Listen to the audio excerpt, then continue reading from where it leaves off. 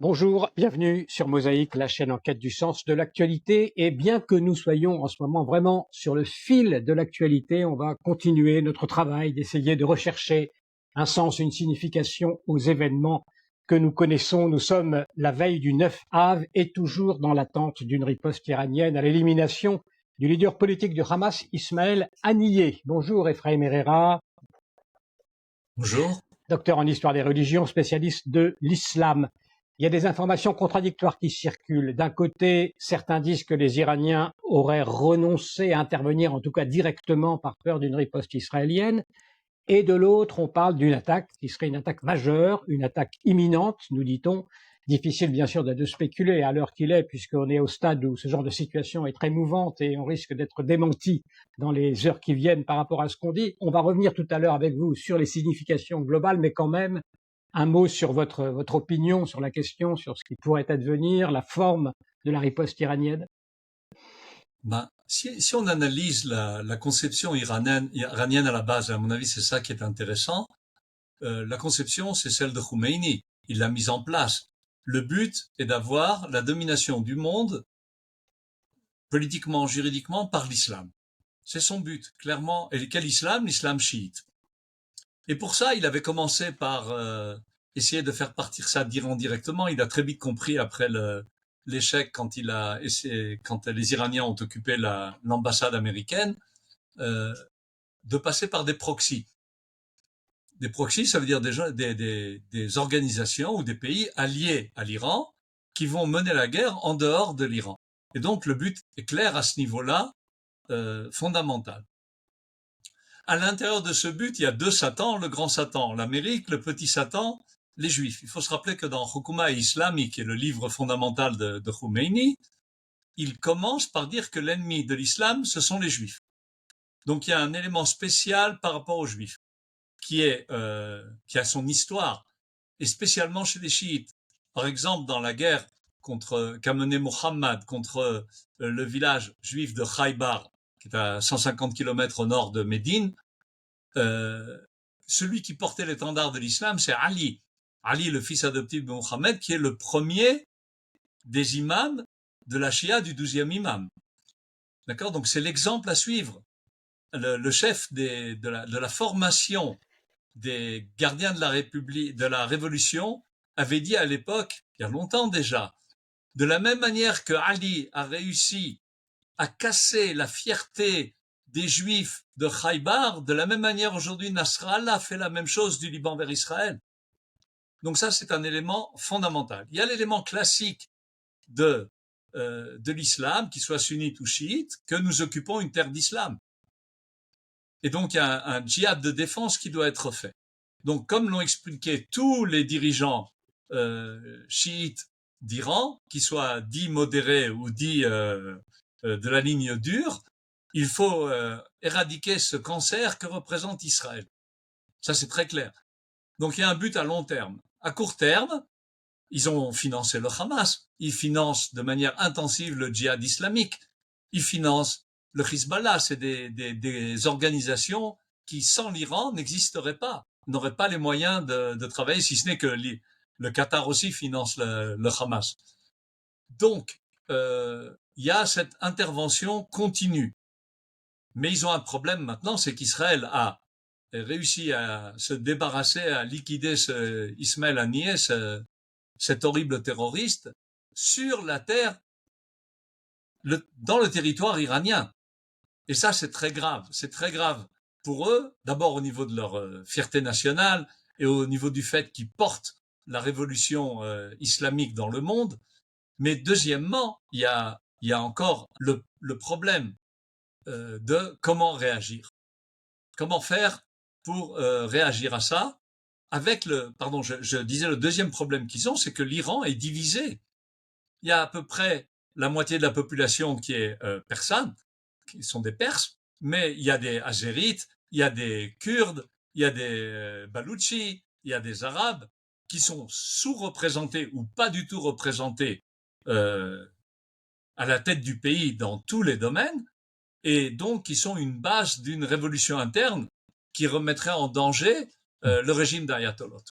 Alors, donc ça, c'est tout ce qui pousse à la guerre. Mm. Et tout ce qui pousse à une réaction violente, all out, vraiment très violente.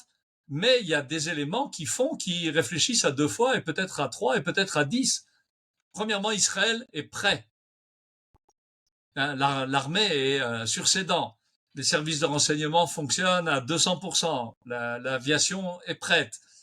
Tout est là, en place. Deuxièmement, les États-Unis ont déplacé des forces très impressionnantes dans la région et ont menacé l'Iran en lui disant ne faites pas une attaque violente contre Israël. Aujourd'hui même, la France, l'Angleterre et l'Allemagne ont demandé à l'Iran de ne pas faire cette attaque. Donc ils sont pris entre le marteau et l'enclume. La volonté absolue de réagir, tant pour les raisons de court terme que pour des raisons de long terme, de ce que les Juifs représentent et l'État d'Israël spécifiquement, et le fait qu'ils risquent de casser complètement l'Iran. Il faut pas oublier que l'Iran est un pays pauvre. À la base, ils ont du pétrole, c'est ce qui fait qu'ils ont les moyens. Mais avant, ils réussissaient à faire des pistaches et ils ont réussi à vider leur nappe phréatique et qui sont maintenant en train de devenir salinisés. Ils n'ont pas de grande industrie, ils n'ont pas développé tout ce qui est nécessaire pour faire de l'Iran un grand pays, alors qu'ils ont une population qui de toute la tradition a été des intellectuels, des grands poètes et aussi des hommes d'affaires. Et aujourd'hui, donc, ils sont pris entre le marteau et l'enclume, avec le risque qu'Israël attaque leurs raffineries, attaque leurs bases électriques et donc les bases de l'économie iranienne. Oui, alors ça, ce sont donc, Ephraim Herrera, disons, le pour et le contre, si je puis dire. Qu'est-ce qui inciterait les Iraniens, pousserait les Iraniens à intervenir et ce qui les retient? Maintenant, est-ce qu'on sait comment la décision va se prendre et qui est véritablement, au fond, le décideur à Téhéran? En fait, il manque un point que je n'ai pas rappelé et qui est spécifique à la Shia. Le point spécifique à la Shia, c'est que si les dirigeants du monde chiite, les dirigeants religieux, pensent que une non-intervention, une non-action va présenter de manière négative l'islam chiite et qu'il faut absolument qu'on montre que l'islam chiite est le vrai islam, ils sont prêts à prendre des décisions qui vont à l'encontre et à l'opposé de la logique. C'est ce qui s'est passé au XIXe siècle face à la Russie. Et suite aux exigences des ayatollahs de l'époque qui ont exigé du Shah de rentrer en guerre, l'Iran a perdu des territoires énormes. Et ça, c'est la base est déjà Cheikh Hussein, qui était le 3e imam, qui a été donc Et qu'est-ce qui fait qu'ils iraient contre leur intérêt précisément? C'est quoi le problème? Le problème, c'est exactement le 3e imam, Hussein, à Karbala, va combattre les forces de Muawiyah, les forces sunnites, en sachant pertinemment qu'il va perdre la guerre. Et pourquoi il le fait?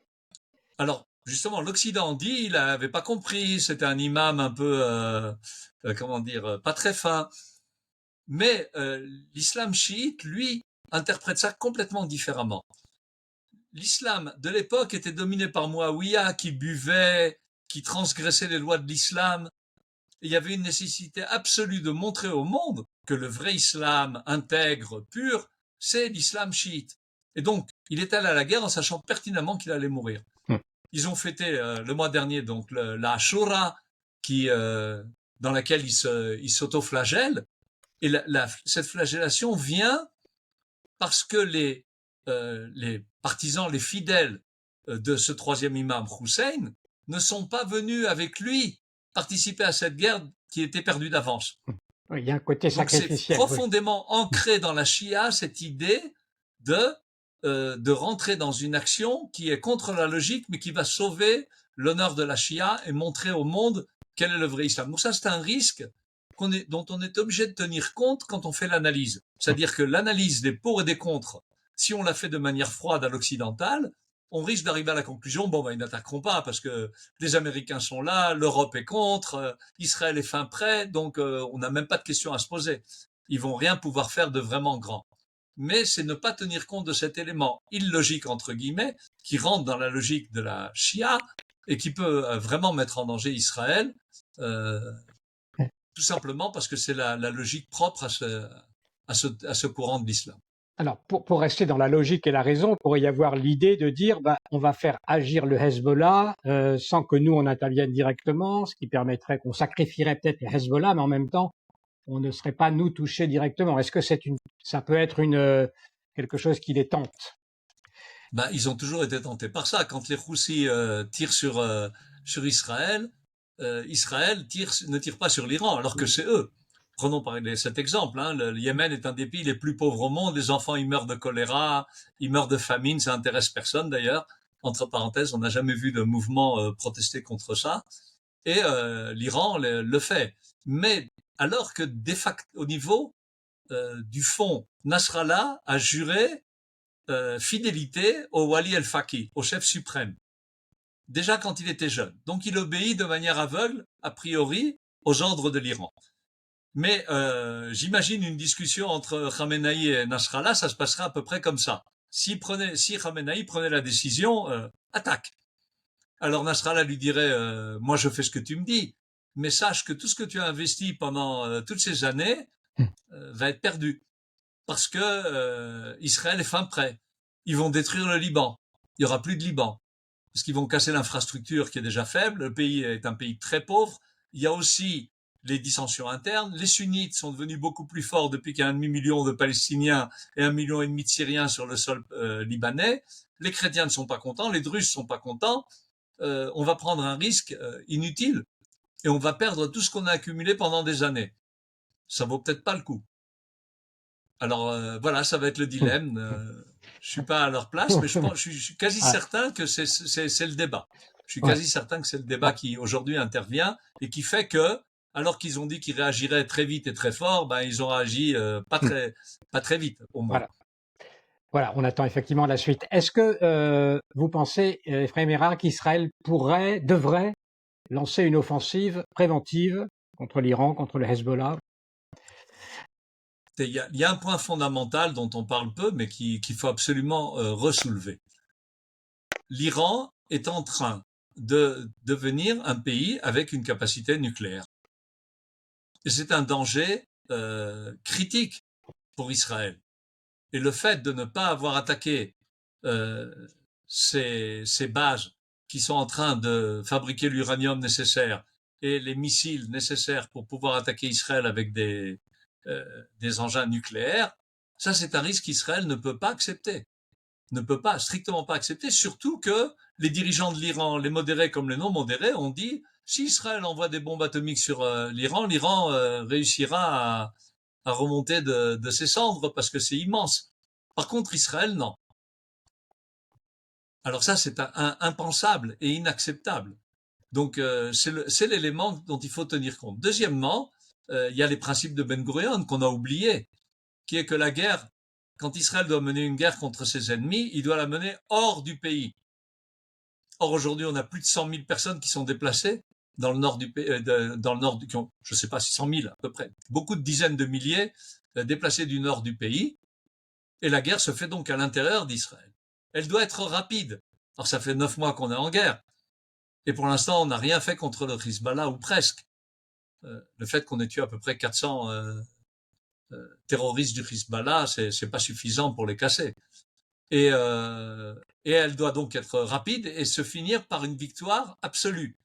Donc ces principes-là ont été abandonnés et je crois qu'il est important de les remettre en place. Maintenant, il faut avoir les yeux ouverts. Il y a des contraintes et nous, on n'a pas toutes les données des contraintes. Mais Ben Gurion a réussi à agir même quand il y avait des contraintes. Quelle forme elle pourrait prendre, cette guerre préventive, à votre avis? Qu'est-ce que ça reviendrait à quoi? À faire que d'abord le Hezbollah ne soit plus une menace pour Israël, c'est fondamental. À faire que les gens, les citoyens d'Israël qui habitent le Nord puissent rentrer chez eux en toute tranquillité à long terme, c'est-à-dire casser complètement la force du Hezbollah militairement et politiquement. Comment ça se traduit? C'est aux généraux de faire des propositions qui tiennent. Non, par exemple, pour l'Iran, il y a les sites nucléaires, on parle des sites nucléaires, on parle des raffineries, on parle de points qui mettraient le pays, en difficulté. Il y a à réfléchir. Mais les principes sont clairs. Après, ensuite, c'est un problème qui doit tenir compte de beaucoup de facteurs dont je n'ai pas tous les éléments. comment vous voyez le scénario? Parce qu'on parle parfois de conflit global. Alors on voit le déploiement américain, etc. Est-ce que vous avez le sentiment que ça peut aller très loin au niveau de l'ampleur que prendrait ce conflit s'il devait éclater? Ben, l'histoire a montré que des conflits se sont généralisés à partir d'éléments de cause immédiate qui avaient l'air complètement anodines. Donc personne ne peut prévoir. Aujourd'hui, quand même, la Russie est prise dans un engrenage terrible avec l'Ukraine. Euh, mais malgré tout, hein, on voit qu'il y a des avions russes qui amènent, on ne sait pas exactement quoi, en Iran. La Chine a pris parti contre Israël face à la guerre à Gaza. Mm. Les possibilités que ça dégénère sont toujours possibles, mais Mm. ça, Co- c'est très très difficile à co- savoir. Comment est-ce que vous appréciez la position des États-Unis aujourd'hui? Est-ce qu'on peut parler maintenant d'un soutien sans faille ou avec des réserves? Ah Parce non, qu'on on voit peut, que chaque fois, quand même, en même temps, les États-Unis demandent, par exemple, l'arrêt des combats à Gaza, donc désamorcer ces risques de guerre. je crois que les choses sont claires depuis le premier jour. Depuis le jour où ils ont fait arriver un porte-avions directement à côté d'Israël, ça indiquait quelque chose. Il suffit de regarder ce que dit Trump par rapport à ce que dit le gouvernement en place. Trump a dit la guerre doit être totale et rapide à Gaza et supprimer le Hamas. Alors là, ça va, les choses sont claires. Mm. Or, tout ce qu'a fait Israël, à chaque fois, on a été remis en cause par les États-Unis qui nous ont demandé à chaque fois de restreindre nos attaques et de les limiter. D'un autre côté, on doit être reconnaissant du fait qu'ils nous ont donné des armements, Mm. qui nous ont aidés et qui nous aident encore aujourd'hui. Mais quand même, il y a eu un embargo partiel qui a aujourd'hui été levé, mais c'est pas évident. Mm. Donc, c'est pas simple. Et Encore. on sait que les démocrates qui se présentent, Kamala Harris et son adjoint, n'ont pas une position pro-israélienne, c'est le moins qu'on puisse dire. Mm. Alors encore une question, Ephraim, parce que bon, vous dites qu'Israël est prêt à faire face dans cette situation. Il y a des plans de riposte qui sont d'ailleurs à l'étude depuis très longtemps, sur l'Iran notamment. Mais bon, on est quand même toujours un peu échaudé après le 7 octobre, on fait aussi après Kippour, sur les risques malgré tout qui pourraient subsister d'une espèce de rouerie, on va dire, ou de capacité à tromper ou de trouver une faille de la part des ennemis d'Israël. Est-ce qu'il existe aujourd'hui des failles et est-ce que dans ce système de défense israélien? Bah, toujours il y a des failles. Et le propre des failles, c'est qu'on les a pas vues. Hmm. Et si j'en avais vu, j'en parlerais pas. Mais je pense que il y a toujours cette possibilité. Et de toute façon, si les Iraniens prennent une décision illogique et attaquent très violemment Israël, c'est sûr qu'il y aura des dégâts. Mais quand même, les tirs seront tels que, par exemple, les tirs à court, qui, qui, euh, qui vont attaquer Israël dans le nord, alors il y a très peu de population maintenant là-bas. Donc les dégâts en vie humaine seront faibles. Et les tirs qui viseraient l'intérieur d'Israël, le temps que les missiles arrivent, quand même Israël a une base, une infrastructure tant dans les maisons individuelles que dans les appartements et que dans les quartiers où il y a des locaux qui sont des abris contre les missiles qui permettraient de réduire à beaucoup les dommages en vie humaine. Les dégâts matériels peuvent être importants. Alors, on parlait parfois d'une action à minima de l'Iran à un moment donné, il y a quelques jours, qui pourrait cibler quelque chose d'un peu symbolique. On parlait du base du Mossad ou autre chose. Même un de nos intervenants, Armand Laferrer, avait avancé l'hypothèse d'une attaque qui pourrait concerner d'une manière ou d'une autre le mont du Temple à Jérusalem pour essayer de retourner l'opinion, etc., dans un but toujours de faire basculer l'histoire dans une forme d'eschatologie. Est-ce que ça, c'est un scénario qui vous paraît aussi sur la table possible? Il y a la possibilité, je sais pas, le mont du Temple, je suis sceptique, mais la possibilité d'attaquer un symbole d'Israël, que ce soit à l'intérieur d'Israël ou à l'extérieur, doit être certainement envisagée par l'Iran. Hmm. Ils sont en train de réfléchir à quelque chose qui leur redore le blason. Hmm.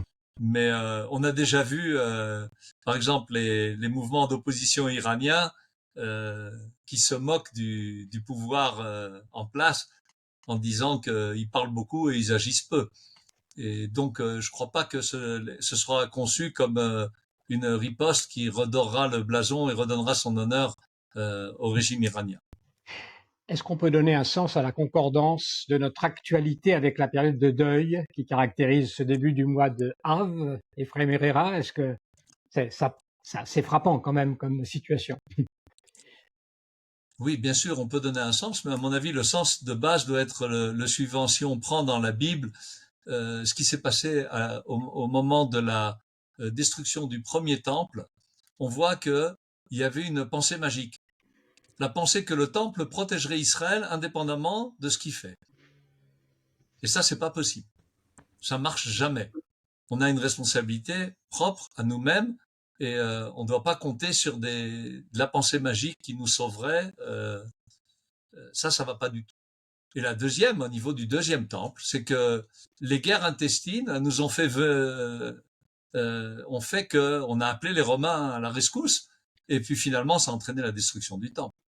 Donc, il faut s'autostructurer et voir comment nous résolvons nos problèmes nous-mêmes de manière efficace. Et ensuite, les raisons profondes au niveau de ce qui s'est passé dans les deux destructions des temples, tant que ce que rapporte la Bible ou que ce que disent les sages, c'était des bases sur des problèmes internes au niveau social pour Jérémie, on n'a pas libéré les esclaves, et des problèmes sur une transgression des commandements les plus élémentaires qui sont le meurtre, l'idolâtrie, et donc Avod Hazara, Shfichut Damim, Gilui Arayot et les mœurs qui doivent être réenvisagées. À mon avis, il y a un autre point que rappelle le Rav Ashlag dans son livre qui est Matan Torah. Quand apparaissent des idéologies qui entraînent ensuite des dizaines de millions de morts, comme le communisme, et que les Juifs et surtout les sages d'Israël ne prennent pas les mesures qui s'imposent, à savoir d'expliquer où est la vérité et la morale par rapport à ces thèses. Et aujourd'hui, on a deux grandes thèses qui sont l'islam orthodoxe, qui au nom d'Allah appelle au meurtre de populations indépendamment de leur comportement, qui traite les Juifs de singes et de cochons, qui enseigne à leurs enfants qu'il faut tous les massacrer et que la délivrance du monde passera par le meurtre de Juifs, et le wokisme qui présente les soi-disant opprimés comme ayant tous les droits, y compris le droit d'assassiner et de violer. Alors là, il faut absolument dire les choses, que ce soit efficace ou pas. Comme dit le Yecheskel, ben yishmeu, ben yardelu. Qu'ils acceptent ensuite ou non, c'est déjà plus notre problème. Mais la responsabilité de, en termes modernes, on dirait déconstruire, à savoir faire une critique à la lumière des valeurs absolues qui sont présentées dans la Bible et qui concernent le monde entier. Les 7 mitzvot des fils de Noé concernent le monde entier. Et entre autres, elles comprennent le fait qu'il y a l'interdit absolu d'assassiner quelqu'un, de mettre à mort quelqu'un. Et ça, c'est très grave. Le fait que le djihad passe par leur expansion d'islam, passe par le fait qu'il faut tuer des populations entières, c'est un scandale. Il faut le soulever et en faire la critique. Alors voilà, on a beaucoup de commentaires sur nos vidéos de gens qui disent oui, mais les Juifs aussi font un génocide à Gaza, etc. Et donc ils viennent prôner une morale qu'ils ne respectent pas. Alors vous avez une réponse à leur donner? C'est des gens qui se mentent à eux-mêmes.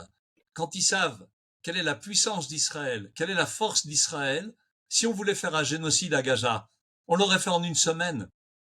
Et on ne serait pas comme aujourd'hui en train de prévenir avant de détruire un bâtiment.